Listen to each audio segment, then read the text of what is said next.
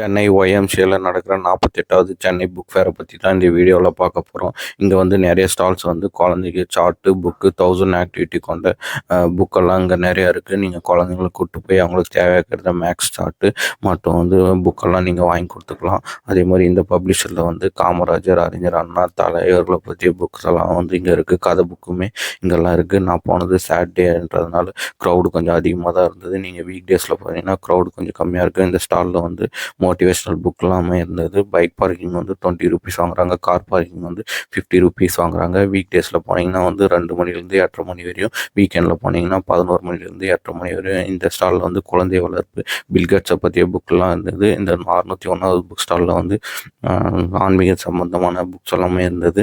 அதே மாதிரி நீங்கள் பார்த்தீங்கன்னா வந்து நீங்கள் எந்தெந்த புக்கு வேணுன்ற மாதிரி நீங்கள் எழுதி எடுத்துகிட்டு வந்தீங்கன்னா உங்களுக்கு தேடுறதுக்கு நல்லாயிருக்கும். இந்த 42 ஸ்டாலில் வந்து எந்த புக் எடுத்தாலுமே 99 ருபீஸ் தான். அதுக்கு அடுத்த ஸ்டாலில் வந்து தமிழன் வரலாறு அண்ட் இந்தியா வரலாறை பற்றி இந்த புக் ஸ்டாலில் வந்து இருந்தது.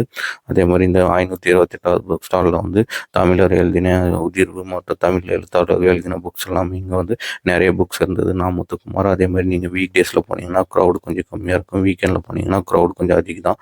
அதே மாதிரி புக் ஃபேருக்கு வெளியவே நிறைய ஃபுட் ஸ்டால்லாம் போட்டிருக்காங்க. பார்க்கிங்க்கெலாம் நல்லா ஸ்பேஸ் இருக்குது. இந்த மாதிரி மோர் வீடியோஸை பார்க்க என்னோடய சேனலை சப்ஸ்கிரைப் பண்ணிக்கோங்க. Thank you so much.